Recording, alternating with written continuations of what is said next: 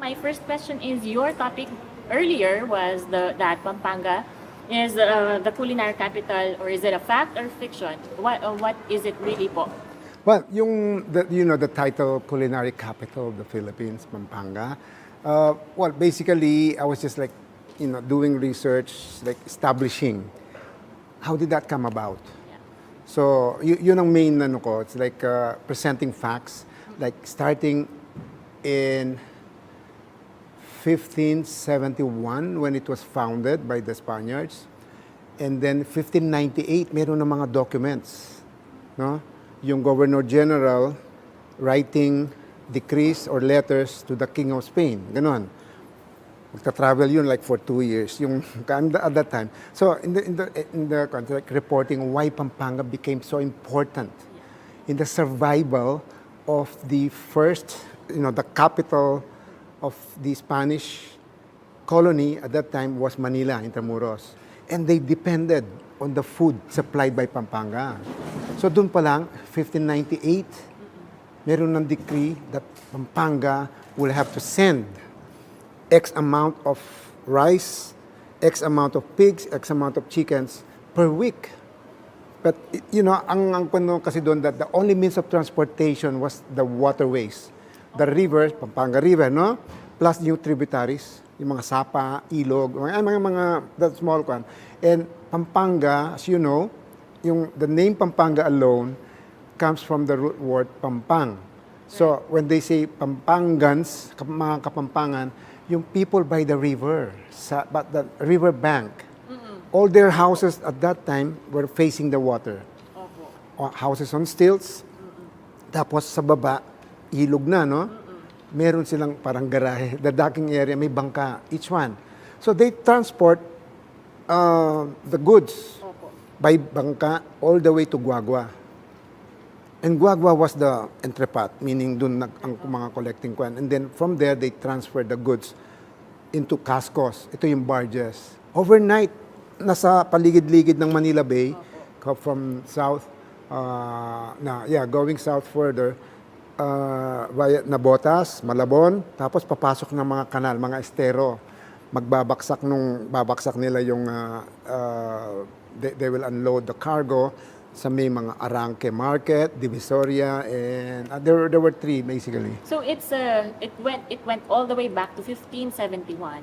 Yes. Ang tradition at culinary heritage po natin that You can say the culinary, over the centuries yung mga kanon. But it has been established that since 1571, the foundation day, or 1598, let's say early 1600, Pampanga was the food basket. food basket. Yeah, you can call it that because they not only rice, but of course may sugar na rin. But even French travelers na sinulat nila in 17 something that Pampanga was like so rich in land.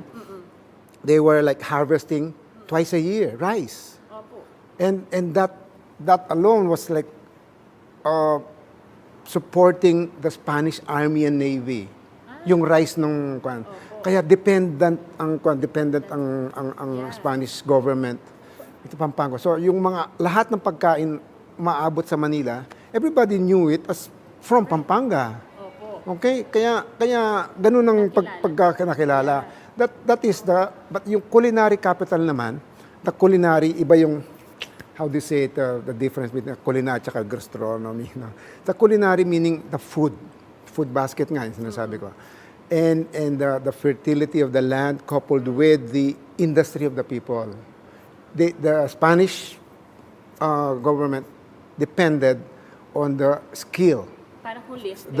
the labor, okay? Plus the fact that they live by the waterways. Kasi nung araw wala pang land transportation. Walang road system. No? And walang pera, meaning there was no cash. It was not a cash economy. It was like barter, and at that time, no? Tsaka yung tribute nga. The tribute, meaning the taxes. The Spaniards imposed the locals, the natives, to pay taxes in kind. Yun man yun. Yes, the title na yan, Well, basically, it's by acclamation, meaning popularity, no? There is no official declaration by government. But everybody, but over the centuries nga, yung kwan na yun, the access with the water, tapos yung exposure natin from foreigners, no? Yung they bring in new ingredients, new techniques and all that. Plus the fact, even after the Spaniards left, and yung bagong colonial master naman ngayon, mga Americans, 1900 to 1990.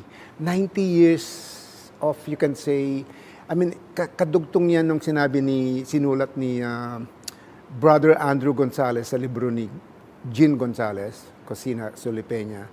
It's the confluence of affluence. Parang nagsama-sama yung, the affluence comes from the, yun na nga, yung sinabi ko kanina, the fertility of the land, ganito, ganyan. Ang daming, and then the waterways, the availability of this and that. Yung 90 years of Americans, the Americans of Carcar Basin, no, and Subic, I mean, the whole central Luzon, plain of Luzon, benefited directly from that. At the peak of Clark Air Base, they were employing like 30,000 Filipinos. Multiply mo na lang yun on the average, like 6 members per family, per person. They all live off base, meaning in Angeles, Porac, maybe Mabalacat, and Bamban, at sa surrounding area. Imagine mo how much money, I mean, they contributed to the local economy. Lahat yun, mga anak nila nag-aaral dyan sa Angeles. Kaya like, Angeles even in the 50s, 60s, 70s, became known as the university belt, no? At the same time, yung housing and then the housing catering to the American servicemen, like at 1.8 thousand houses, something like that. Imagine mo that disposable income that was generated by the employment of the Filipinos. So, maraming pera ang Pinoy, extra money to eat out or to eat well. Isa pa yun, no? Plus the PX goods. Hindi mo naabutan siguro yan. The black market, naabutan mo yan? In Dao and Angeles, di ba? Marina Arcade. Kaya, in taga Manila will drive all the way here just to buy this, especially during the Marcos, the martial law days. Bawal ang importation of luxury goods. So, pumunta dito. So, that again contributed to the enrichment. Kasi ganun tayong Kapampangan. It's like the way we are adventurous. We are like, because there's so much, I mean, not so much, but we have extra disposable income, yung tinabi ko sa'yo. Like, a Kapampangan, given a dish, or even just a recipe, and then it calls for like 1 tablespoon of something, siya, nalagyan niya 2. Kasi nga, yung manyamata-batal, yung panlasa natin. Yes. Why do you think that po? Bakit tamo manyaman na bata? I think, you know that, ako, I can directly attribute that to our buro, our tradition of buro. Okay, tingnan mo yung buro, what buro is. Fermented. Burong isda, burong hipon, burong mangga, burong talangka. Yes. You know, taba ng talangka. These are like preserved food. Yeah. And today's, you can say, what is that in today's terms? Yung merong probiotic, matindi yung lasa ng mga yan eh. So nasana Kailangan ng acquired taste po ba pagka? hindi acquired taste, but ang ating panlasa, it's that intense flavor, para bang medyo matabang yung kung walang ganyan, without using MSG.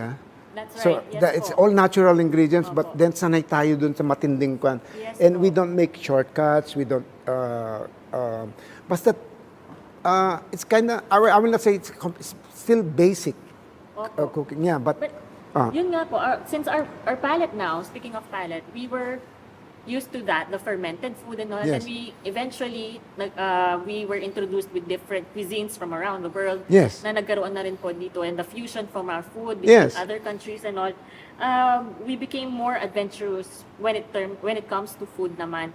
But are we still open to that as an evolution of the culinary heritage of our... Of course, of course.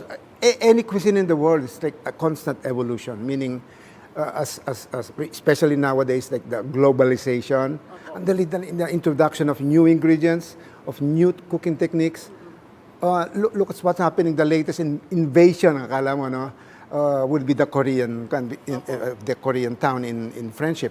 But the thing is, once we are introduced something, and then we like it, we embrace it, but we adjust it to our panlasa. Yes Then po. becomes Filipino. Yes po. And then there was also the slow food evolution. I think there was a time in the recent years na nagkaroon or sumikat yung slow cooking. Yes, slow 1980s. That is Opo. basically to counter the Yes fast po. food thing. Yes. Opo. But do you think that would be applicable now that gusto natin mabilis, madali? No, depende rin kung sino yung gustong mabilis. But, at the end of the day, you still want a home-cooked meal na mainit, masabaw, Yes tsaka po. kanin. Yung ganun ba? Opo. Ganun tayo. We are adventurous sa you eat out, you try a new restaurant. Yeah, it's okay. Ganyan.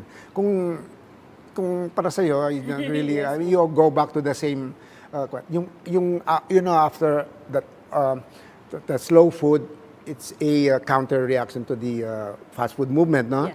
But the thing is, like, after that, kung ano-anong lumabas na from the nouvelle cuisine, tapos dumating yung fusion, Yes. and then the confusion started, and then molecular, but at the end of that molecular thing, these are basically trends, Yes, they are. experimentation, a lot of experimentation. It went back to basics. What is Yes, that? opo. The nose to tail thing. Yes. What is that in terms of Filipino cooking? Farm to Nose. table. Hindi. Well, farm to table, everything is like within the vicinity, meaning, but yung nose to tail thing, you utilize every part of the animal. And what is that? That is Filipino cuisine like the past millennial, meaning tingnan mo, nose to tail, sisig, sisig, tail, kare-kare, and everything in between. Laman loob, chicharong bulaklak, you can call, anong tawag ng pulutok? Dinuguan and all that. And tingnan mo na lang yung babaw. So, basically, that is Every part Philippine. of it. Walang waste And po. that goes well with the slow cooking, slow food movement. That's right. So that means every talagang like whether it's a chicken, tingnan mo yung manok na lang ngayon. Matagal na tayo yung chicken feet, no, which we call Adidas. And then what is the latest kind of chicharon now? Yung butcharon. Yes, opo. That is the esophagus. Hindi naman chicharon, imagine mo. But speaking of food naman po, because we are Kapampangan, you have a restaurant yourself. Yes. Sa Baledu, What do you think is one of the best dish that we think or you think that is worth to be recognized? Kasi kanina, during the opening ceremonies, it was mentioned that sisig is the 21st ambassador of Yes. do you think that as the same as well? Ang sisig ang susunod na ambassador sa Kung sisig, yes, but for me, it's neck and neck between sisig and adobo. But remember, when we talk about sisig or even adobo muna, I'll talk about Philippine cuisine in general. We call our dishes in the technique they are cooked, they are prepared. Adobo. Inadobo siya, di ba? Yung ganon. What is adobo? Cooking with vinegar as the primary source of liquid. Kinilaw, sinigang, inihaw. Lahat yan merong the infix. So the thing is, there is infinite ways for interpretation. So what I'm saying is like, anong klaseng adobo? So adobo, which by the way, I wrote the Ultimate Filipino Adobo, book last year. It's sold out now, and then I'm into the second edition. With the second edition, I have new material, basically placing or proclaiming adobo as an international, the Filipino adobo, as an internationally known, para bang a star dish na, okay, I have quotations from Cameron Diaz, from Meghan Markle, and then, what is this, that terrible, that terrible chef, yung sumisigaw. Gordon Ramsay. They all know about Filipino adobo. And it's the Filipino-ness, the Filipino adjective is always there. It's not just adobo, because we may have borrowed the term adobo from the Spaniards, which means to them as a marinade. Pero sa atin is the dish, the cooking technique. So, it's the adobo. In a way, ang kaya rin pumutok ang sisig sa mga Pilipino, it's the familiar taste of the vinegar, the onion, the salt and pepper, no? Yung ganon, and then the chili. Na basically, para bang adobo pa rin eh. I mean, it goes back there. Tingnan mo ngayon nangyari sa sisig. Again, that really illustrates the evolution, no? That the way it evolved. Yung ngayon, meron nang adobong, sisig na merong itlog. Kasi naging ulam na siya. And internationally, especially in the US, where adobo, especially in the US, where sisig is served, uso yan sa mga food trucks. In LA, especially, and it was served in the manner that the Americans are familiar with. They use the sisig toppings, fries, French fries, or as a fillers sa burrito or sa tacos. But and that's okay. I mean, that's yun na nga sabi ko sa iyo yung evolution. I mean, the application. Eventually, do you think we will reach or go back to everything basic? Oh yes, yes, I believe so. Like we will go back. We've been practicing it, and can I para bang this is a shameless plug. So I did this series I was commissioned by 7-Eleven. Okay, to do home cook style Filipino meals. This was like 10 years ago. To this day, they're still selling it. The best seller is the sinigang na baboy. Okay, binagoongan na baboy. Lahat may baboy. So anyway, ang point ko, what caught the convenience store category, that at the end of the day, these young Filipinos, usually mga call center agents, Opo. nagsawa na sa mga pizzas, hamburger, I mean the fast food thing. At the end of the day, they want home cooked meals in their and That happens to me as well. yes. So yun ang kon we will not, I mean, para sa akin, it's a good sign, it's a healthy sign that andyan yung Filipino to stay, Filipino cuisine to stay. Kapampangan food for that matter. Yes. Yes. Yeah. But thank you so much for your time. My pleasure. Chef Claude.